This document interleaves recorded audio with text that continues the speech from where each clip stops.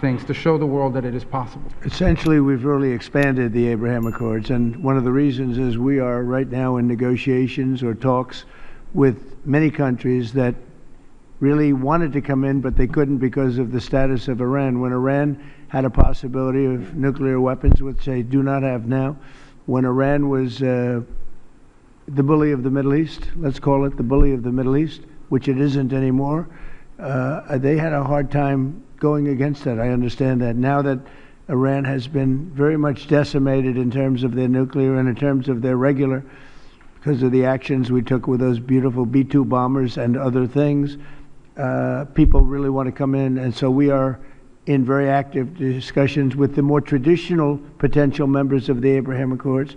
The four originals are phenomenal, and they're doing really well. They're making a lot of money with trade and other things being in the Abraham Accords, and we're expanding it a little bit. When a few of these countries come in, that's a great expansion, and these are very substantial countries. So we consider that a great honor. It was brought to our attention that they wanted to do that, and we think that's great. So it's really an expansion of the Abraham Accords, okay? Hi, Mr. Yeah, please, President. go ahead. Yes, thank you so much for your time, sir, on these important issues. I wanted to hear if you have an update on the Russian oil sanctions. We're seeing reports that the exports are way down. So how do you think that could affect the war in Ukraine, the United States' interests, and your partners here tonight, too? Well, I can say that the exports from Russia are way down. We just like to see an end to the war. We'd love to see an end to that war. So many people are being killed. A lot of Russian soldiers are being killed. So we think at some point they're going to get very smart and they're going to do that. So, yeah, the Russian exports are substantially down. What is your Trump doctrine on foreign policy, is in particular related to South and Central Asia and China? Well, look, we had a tremendous meeting, as you know, with President Xi in China, and my doctrine would be denuclearization, because we have enough nuclear. We're number one, Russia's number two, China's number three, way behind, but they'll be even in 4 or 5 years. They're, working overtime on nuclear weapons. I think that denuclearization would be a great thing. We could blow up the world 150 times. There's no need for this. So I really think we're going to have, I've spoken to President Putin about it, I've spoken to President Xi about it, and everybody would like to spend all of that money on other things, people that really, things that can benefit people now. So I think something like that could happen, the denuclearization. It's really, I want peace through strength, but we want peace all over the world, and we're very close to getting it. We had a lot of wars raging that people didn't know about. Now they're not raging anymore. We have one left, and we're going to hopefully get that taken care of. Yes, sir, go ahead. Do you have an update on how soon that international stability force may be on the ground in Gaza? Very soon. It's going to be very soon. And Gaza is working out very well. And you haven't been hearing too much about problems. And I'll tell you, we've had countries that have volunteered. If there's a problem with Hamas, as an example, or a problem with anything, but they volunteered to, on a single basis, go in and take care of it. We have very powerful countries in this coalition. And it's not, this is because I've heard some of the press saying, well, it's a very tentative, or it's not tentative. This is a very strong peace. This is peace in the Middle East. Hamas is a very small part of it, very, very small part. And if they don't do as they said, if they don't behave, then they've got themselves a big problem, a really big problem like they've never had. But so far, it seems to be working out very well. But that's a very small part of what we're talking about. That's a part of Gaza. You're going to have a very, I think we can say, Marco, we have a very strong peace. This is a strong peace. We have many countries involved in the Middle East. Essentially, these countries are all involved. They want to see peace in the Middle East. And Marco, what would you say about that? No, I think that's right, Mr. President, and you deserve a tremendous amount of credit for making that possible. And now, I think the only reason why it's going to continue to happen is because of the President's role in this. So there's work being done at the United Nations now to come up with a resolution that creates the framework internationally so that these countries who are all volunteering, as you know, Mr. President, to be a part of the stabilization force can come aboard. But they need this UN mandate in order to be able to do it. And we've made a lot of progress over the last few days. And Jared Kushner and Steve Woodcock have been working very hard on that. And today was a good day on that front. Okay.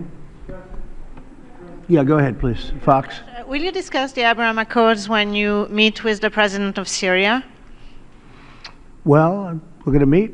and I think he's doing a very good job. It's a tough neighborhood, and he's a tough guy, but I got along with him very well, and a lot of progress has been made with Syria. That's a tough one, but a lot of progress has been made. You know, we took the sanctions off at the request of Turkey, at the request of actually Israel, at the request of a few different countries, and we took the sanctions off to give them a chance.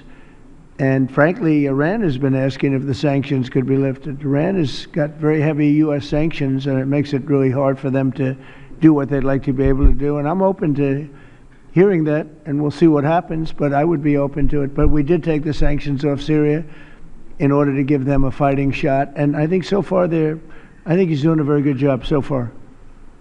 Fox? Mr. President, a federal judge said tonight that the administration has to fully fund SNAP. It's the latest in the back and forth, and the Justice Department said they're going to appeal it. What's your message to folks as they work this out in the courts and in Congress as we're heading into Thanksgiving? You want to go with that? Yeah, look, Jackie, it's an absurd ruling because you have a federal judge effectively telling us what we have to do in the midst of a Democrat government shutdown, which what we'd like to do is for the Democrats to open up the government. Of course, then we can fund SNAP, and we can also do a lot of other good things for the American people. But in the midst of a shutdown, we can't have a federal court telling the president how he has to triage the situation. We're trying to keep as much turned on. We're trying to keep as much going as possible. The president and the entire administration are working on that, but we're not going to do it under the orders of a federal judge. We're going to do it according to what we think we have to do to comply with the law, of course, but also to actually make the government work for people in the midst of the Democrat government shutdown. If they would like to end this, we would welcome working with them to end this government shutdown, and then we wouldn't have to triage what we're going to fund and what we're not going to fund. And the last thing that I'll say is the American people are unfortunately about to start suffering some very real consequences because of the shutdown. In the past, when you had a government shutdown, you would have under the Obama administration, they would lean into all of the problems it was going to cause for the American people at the beginning of the shutdown. The president has told us to keep as much going as humanly possible, but after 30 days of this thing, 40 days of this thing, you're going to start seeing very real travel delays. That's because the Democrat government shut down. You're going to start seeing SNAP benefits run out. That's because the Democrat government shut down. They should stop this charade and open up the government. That's what we want them to do. We've been asking them to do it for 40 days. It's time. And you know, one other thing, our country has to remain very liquid because problems, catastrophes, wars, could be anything. We have to remain liquid. We can't give everything away based on a number. Here's an example. When I was president, the number that you're talking about was a tiny fraction of what it is now. Biden went totally crazy, gave it to anybody that would ask, gave it to people that were able-bodied, had no problem. Anybody that would ask, we get the number. And it's many times the number of people are on. This wasn't meant for that. It was meant for people that had real problems, in many cases people that were down and out, people that could be saved. It wasn't meant for people that could do whatever they want, the people that say, well, I don't think I'll work, I'll just, collect this money. Take a look at the number of what it was during my administration and what it was during the Biden administration. It went up many, many times my first term. One other thing, a number came out today that was amazing. Walmart. I trust Walmart. Arkansas, great place, Arkansas, great company, Walmart. They announced today after many years, they do this every year for many years, that Thanksgiving for the United States of America under Donald Trump as president is 25% less for Thanksgiving meal with all the trimmings than it was under Sleepy Joe Biden's administration. So we talk about affordability. I think that's the best chart. That's better than a poll. That's better than anything I can think of. So Walmart, which everybody trusts, and I trust, and everybody trusts Walmart, they're not looking to do anything except give the numbers. And they have for many years. They talk about the cost of Thanksgiving and the cost of living through Thanksgiving and enjoying Thanksgiving. For Joe Biden, it was 25% more than it is for me. At a later time, our energy costs are way down, our groceries are way down, everything is way down, and the press doesn't report it. The press reports whatever the con people say. I call the Democrats con men and women. they make up numbers. But when you look at 25% reduction in costs for Thanksgiving between Biden and me, meaning this administration, that's a tremendous number. It's the biggest reduction in cost in the history of that chart or whatever it is they do. They do a synopsis of everything. They cover every element of Thanksgiving meals. 25% down. So I don't want to hear about the affordability, because right now we're much less. If you look at energy, we're getting close to $2 a gallon gasoline. With Biden, it was $4.50, $5. Another thing, inflation. We had the worst inflation in the history of our country. Now we have virtually no inflation at all. It's down at a very low number and a very normal number. So the affordability is much better with the Republicans. The only problem is the Republicans don't talk about it. And Republicans should start talking about it and use their heads, because we have great numbers. We have and they're going to only get better when all these jobs open up, all these factories open up that are being built all over our country. We are building auto plants. We're building AI plants. We're leading in AI over China and everybody else.